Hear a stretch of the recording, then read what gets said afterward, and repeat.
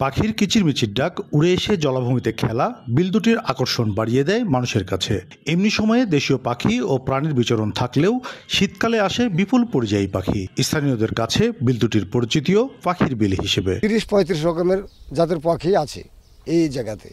এখন আমাদেরকে দেখতে বলে আমরা সেই এখন দেখছি বক বা আপনার বড় পাখি, মাঝারি কালারের বতক পাখি দেখতেই দারুণ লাগতো। সে জায়গাখানে এখন ওই পাখিতে আপনার কিছুই নাই। এখন তো গাছ গোছালি নাই, ওই রকম বিভিন্ন পাখি নাই। ওগুলো আসে আপনার আশ্বিন মাস থেকে একবারে মাঘ মাস পর্যন্ত পাখি থাকে। বিভিন্ন ধরনের বিলে পানি থাকে, পানি থাকাকালীন থাকে। কমপক্ষে 20-25 ধরনের পাখি ছিল এবং শীতকাল পড়লে ওরা কিন্তু কোথাও যেত না, এই বিলে এসে পড়তো। বিলজোয়ানা ও বিলভালাকে জলভূমি নির্ভর বন্যপ্রাণীর অভয়ারণ্য হিসেবে ঘোষণা করেছে পরিবেশ, বন ও জলবায়ু পরিবর্তন মন্ত্রণালয়। কর্মকর্তারা বলছেন, সরকারি ঘোষণার ফলে দেশীয় ও পরিযায়ী পাখির আবাসস্থলগুলো সংরক্ষণ হবে। এই ঘোষণার ফলে এই আবাসস্থলগুলো সংরক্ষিত হবে, পাশাপাশি এদের প্রজনন সহ বংশবৃদ্ধিতে সহায়তা করবে।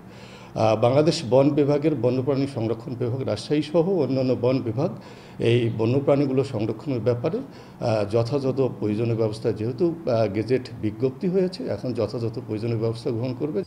পরিবেশ কর্মীরা বলছেন, সরকারি এ উদ্যোগ ইতিবাচক, তবে অভয়ারণ্য রক্ষায় স্থানীয়দের ভূমিকা রাখতে হবে। আমরা এই বিষয়টাকে অবশ্যই পজিটিভ হিসেবে দেখছি এবং আমরা চাই যে এইভাবেই আমাদের প্রকৃতি এবং পরিবেশকে সংরক্ষণ টিকিয়ে রাখার জন্য, বাঁচিয়ে রাখার জন্য, পরবর্তী প্রজন্মকে আমাদের জন্য সুন্দর সুস্থ পরিবেশ দিতে পারি, সেই জন্য এরকমভাবে আরও উদ্যোগ নেওয়া উচিত। রাজশাহী জেলার তানোর গোদাগাড়ি অঞ্চলে পাখিদের জন্য নিরাপদ স্থান একটি উদ্যোগ নিয়েছে। আমি মনে করি যে খুব ভালো, কিন্তু শুধু সরকারি নয়, এই পাখিদের নিরাপত্তার জন্য আমাদেরকে কিন্তু নাগরিকদেরকে কিন্তু এগিয়ে আসতে হবে।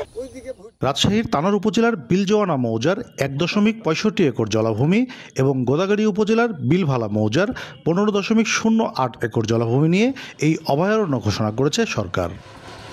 কাজী শাহেদ, দেশ টিভি, রাজশাহী।